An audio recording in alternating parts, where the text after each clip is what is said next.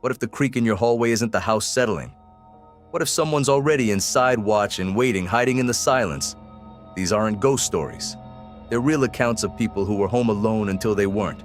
A closet that unlocks itself, a neighbor under the bed, a voice on the phone that already knows your name. Each story starts the same: an empty house, a quiet night, but they all end in the same terrifying realization. You're not as alone as you think. And sometimes, it's not what you see that haunts you. It's what sees you first. The closet door turned itself. For Chris, being home alone at night was just part of life. He lived with his dad, and his dad's work shifts would constantly change from days to nights, leaving Chris to himself for hours at a time. By the time this story took place, he was used to the silence and the darkness that came with being the only person in the house. This particular night, his dad was on a night shift. Chris had stayed up late just as he always did, watching movies in the living room.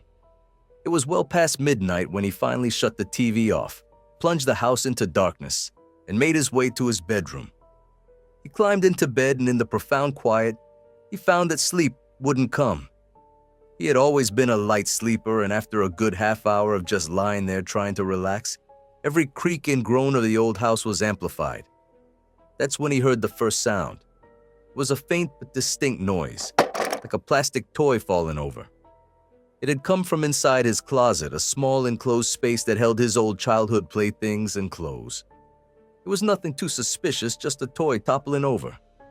He tried to dismiss it, to tell himself it was just something shifting in the darkness, but a cold unease settled in the pit of his stomach. Then, the doorknob to his closet began to wiggle. It was a slow, deliberate movement. The handle turned, a faint metallic clicking sound echoing in the silence of the room. The knob wiggled again, and a small clink sounded as the door finally unlocked. Chris' heart began to hammer against his ribs. He instinctively pulled the covers up over his head, not daring to move a muscle, not making a sound. He held his breath, praying that whatever was in the closet hadn't seen him, that it would just go away. A minute passed, then two. The room was unnervingly silent.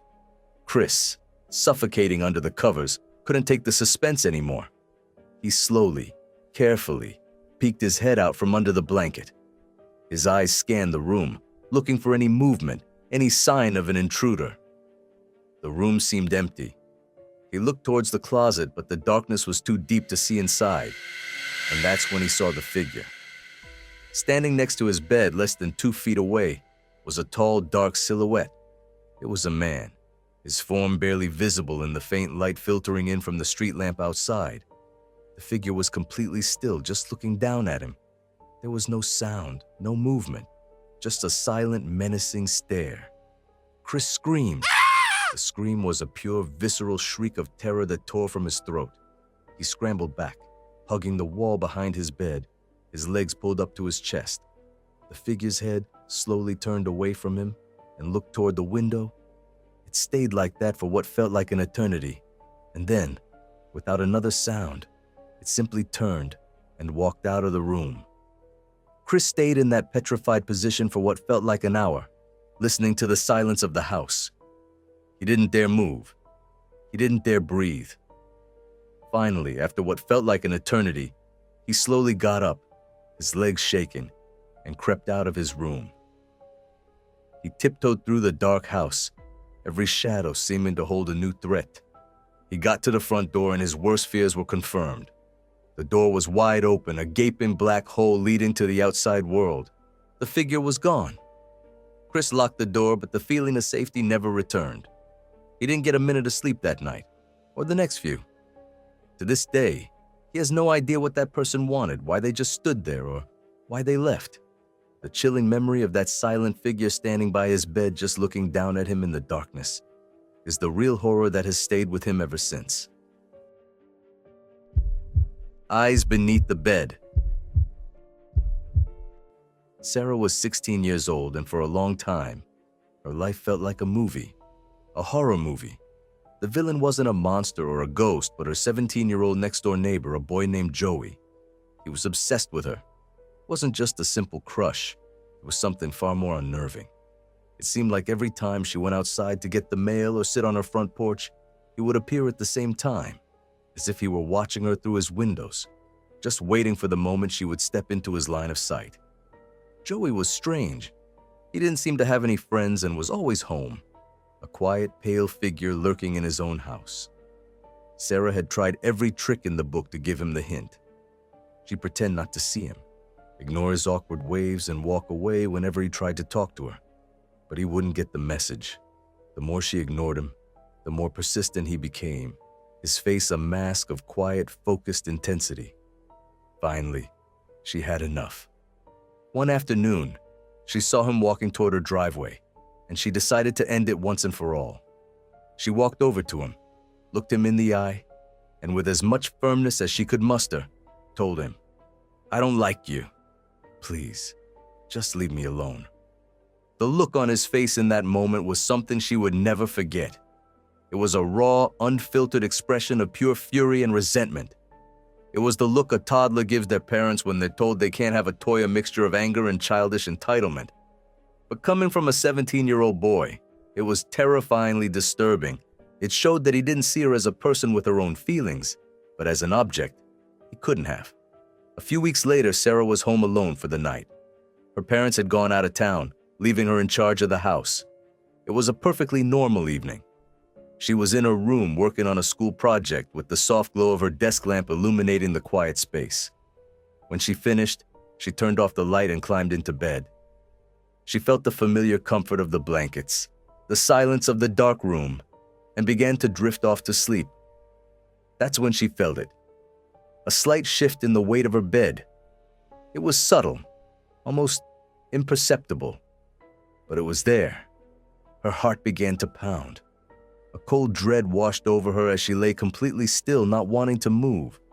She listened for a moment, her mind racing, trying to find a logical explanation. She told herself it was just the box spring settling or the mattress, but the feeling was too specific, too unsettling. With a profound sense of fear, she slowly, silently, leaned over the side of her bed and looked down. She had a small gap between her bed and the floor, just enough for her to see a pair of eyes staring back at her from the blackness. It was Joey. A blood-curdling scream tore from her throat. She scrambled off the bed, stumbling backward as Joey began to awkwardly crawl out from under the frame. He was hunched over, his eyes wide and panicked, as he struggled to free himself from the small space. Sarah didn't wait to see if he would get out. She turned and ran, bolting out of her room, down the stairs, and out the front door. She sprinted across the lawn and up the steps to his house, ringing the doorbell repeatedly, a frantic, chaotic clamor in the silent night. When Joey's parents finally opened the door, she stood there, hyperventilating, and frantically explained what she had just seen. His parents, looking horrified, begged her not to call the police, promising they would handle it. Sarah ignored them completely. She went back to her house and, while keeping a safe distance, called the police. When the police arrived, they found Joey still in her room, hiding in her closet. They arrested him, and what they found when they searched his room sent a wave of pure terror through Sarah. They found dozens of pictures of her, scattered all over his walls and desk. The most disturbing one was of her sleeping peacefully in her bed. The angle of the photo made it clear that it was taken from inside her room from the floor. He had already been there before. He had been in her room, watching her sleep, and she had never even known. The police told her that Joey confessed this wasn't the first time he had hidden under her bed. He had done it on previous nights she had been home alone. He had just been waiting for the right moment. The knowledge that he had been there, in her most personal space, completely unseen, is the terrifying feeling that has never left her. The man behind the shed. Alex had always loved living in the country. His house was situated on a large, sprawling property, so far off the main road that the nearest neighbor was a good 20-minute drive away. The isolation was a comfort to him, and on sunny days, he would often just sit in the yard, enjoying the silence and the heat. This particular day was perfect for it. The sun was out strong, the sky was a deep blue, and a gentle breeze was blowing. Alex set up a lounge chair in the middle of his yard and laid back, the warmth of the sun a peaceful weight on his skin. He was dozing, half asleep and completely at ease, when a sudden prickling sensation on the back of his neck made him sit bolt upright. He scanned the yard, seeing nothing but grass and trees, until his eyes landed on the tree line that marked the edge of his property. There, standing just inside the cover of the woods, was a person. The figure was a man, and he was completely still, just standing there, watching. He wasn't waving or calling out. He was just silently observing. A knot of unease tightened in Alex's stomach. His peaceful afternoon had been suddenly and completely violated. He sat up, his body tense, ready to jump up and run if he had to. Do you need something?" Alex yelled, his voice a little shaky. The man started walking, slowly at first, then picking up his pace until he was out of the woods and in the open yard. He was a scruffy-looking guy, dressed in old jeans and a faded flannel shirt. "Yeah, sorry to bother you," the man said, his voice calm, but something about his eyes felt wrong. "I live up the hill and was wondering if you could help me out. My water pump just broke, and I'm wondering if you have any tools, or if you'd mind giving me a hand with it." Alex's mind raced. There was no way he was going to walk into the woods with a stranger he had seen watching him. He lied without a moment's hesitation. "Oh man, I'm so sorry," Alex said, folding his lounge chair up as he spoke. "I was just about to head out. I don't have time right now." The man's face didn't change, but his eyes seemed to lose a little of their light. He just nodded, turned, and walked back toward the woods. Alex watched him go, a profound sense of relief washing over him as the man walked behind a massive boulder and disappeared from view. Alex was more creeped out than he had ever been. He wasted no time in going back inside, locking every door and window as he went. He figured that was the end of it. He was wrong. About an hour later, the sun was still strong, and Alex was relaxing inside when he remembered something. He had forgotten his sunglasses out in the grass. He thought about leaving them until morning, but the sun was too bright, and he knew they'd be hard to find in the dark. He carefully opened the back door, peering out to make sure the man wasn't anywhere in sight. The yard was empty, the woods was still. Confident, he stepped outside and began to search for his sunglasses. It took him a little while to find them in the tall grass. He finally located them, picked them up, and as he stood up, a movement caught his eye. He looked toward the shed, which sat a good distance from the house, and his heart leaped into his throat. The man was there again. This time, he wasn't in the woods. He was kind of hiding behind the shed with only half of his body visible. He was standing completely still, just watching. He hadn't left. He had just been waiting. Alex didn't hesitate. He yelled at the top of his lungs, "I'm calling the cops!" and took off, running back to the house as fast as he could. He slammed the door shut and locked it, fumbling with the deadbolt. He stayed in that position for a moment, his chest heaving before grabbing his phone and doing exactly what he said he would. The police came out, took down his description of the guy, and did a quick sweep of the property. They found nothing. Alex has never seen the man since, but to this day, he can't sit in his yard without feeling like he's being watched. The peaceful isolation he once loved is now just a reminder of how vulnerable he truly is. "I see you on the couch, Danny." Danny was spending the summer with his grandmother. She was a tough, old-school woman who never drove a car in her life. She believed in walking everywhere, even if it took her hours. She lived in an old house in Queens, and to a 7-year-old, it felt like the safest place in the world. One sunny afternoon, his grandmother decided she wanted to take a long walk to the library, which was a good 10 blocks away. Danny, being a lazy kid, wanted no part of the trek. His grandmother, not being one to baby anyone, agreed to leave him behind. She gave him strict instructions not to open the door for anyone, and then she was off, her figure getting smaller and smaller as she walked down the street, leaving Danny alone in the quiet house. He was sitting on the couch watching cartoons when the phone rang. At 7 years old, a ringing phone was an object of immense curiosity. He knew he wasn't supposed to answer, but his little feet carried him to the kitchen anyway. He grabbed the receiver a little out of breath and put it to his ear. A man's voice came from the other end. "Who is this?" the voice said. "Danny," he answered, a proud smile on his face. "Are your parents home, Danny?" No, he said. So you're home alone right now, Danny? Yes. There was a pause, a moment of silence that felt a little too long. Where are you at right now, Danny? Do you know the address? Danny, without a thought, told him. Somewhere in Queens. He didn't know the exact address, but he figured that was enough. The man seemed satisfied with the answer. All right, Danny. Bye-bye now. The man hung up. Danny didn't think twice about it. He just shrugged, put the phone back on the receiver, and went back to watching his cartoons. He had no idea he had just given a complete stranger all the information he needed.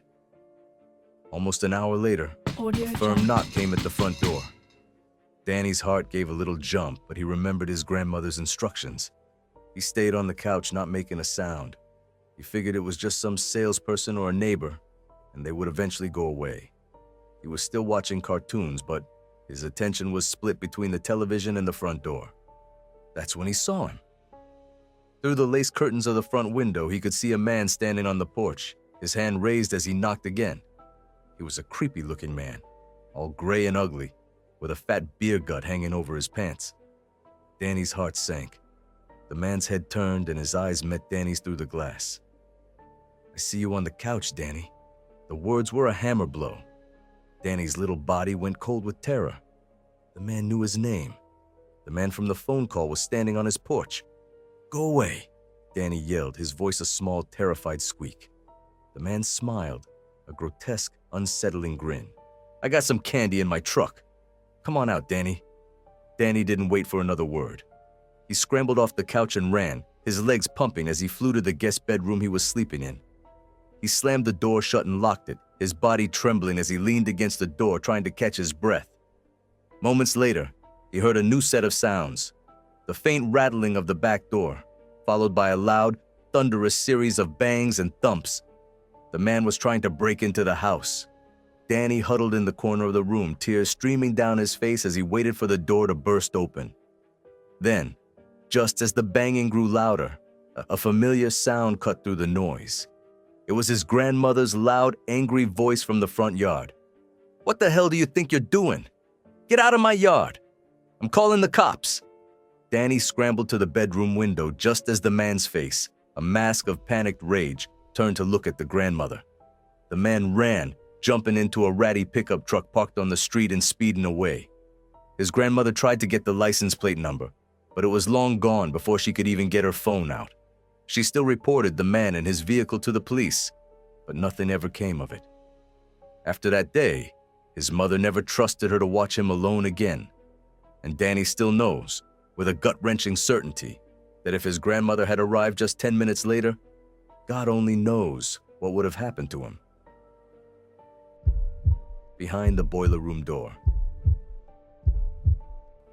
Kyle and his dog, Layla, were home alone. It was a rainy evening, and Kyle had his music turned up loud in his room. Despite the volume of the music, he still heard it. Layla's frantic barking, a sound that was far more aggressive and terrified than her usual playful barks. He turned the music off. The house was quiet except for Layla, who was barking with a frantic, desperate ferocity he had never heard before. He ran out of his room, and as he reached the top of the stairs, he heard the frantic thump, thump, thump of Layla's feet stomping down the basement stairs, still barking like crazy at something he couldn't see. He followed her down, turning on the basement light and his phone's flashlight. The dim light flickered across the concrete walls and boxes. Layla was at the far end of the room, standing in a low, vicious attack stance, barking at the closed door of the boiler room. She was snapping and snarling, her body trembling with pure rage. Kyle, in a moment of utter terror and foolish bravery, called out, "Is anyone in there?" In response, Layla went completely insane. She started jumping on the door, scratching at it, and trying to tear it off the hinges. She was a gentle, loving dog, but in that moment, she was an animal possessed, trying to break down a door to get at whatever was on the other side. A cold feeling washed over Kyle, and he realized with a terrifying certainty that if something was truly in there, he didn't want to see it. He didn't want to know what Layla was trying to fight. He made a quick, life-saving decision. He grabbed Layla by her collar and dragged her, still struggling all the way back upstairs. He slammed the basement door shut and locked it. the finality of the latch giving him a small temporary feeling of relief. When his dad got home a few hours later, Kyle, still shaken, told him what had happened. His dad, a born skeptic, decided to check the boiler room just to humor him. As he walked down to the basement, he stopped dead in his tracks.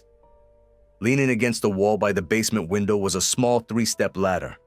The window itself, which had been locked and intact that morning, was now smashed open. His dad immediately called the police, his voice tight with fear. Kyle didn't know the whole story until after the police had left. The police confirmed that it had been a home invasion attempt, likely a solo intruder who had come in through the basement window.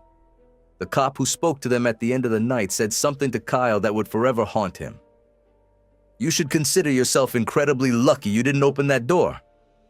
The terror he felt in the moment was nothing compared to the true horror of knowing that Layla had been protecting him from a very real, very human threat. To this day, Kyle and his dog are inseparable, and every unexplained sound at night sends a chill down his spine, a chilling reminder that some noises in a dark, empty house aren't just the house settling. Sometimes, they're not alone.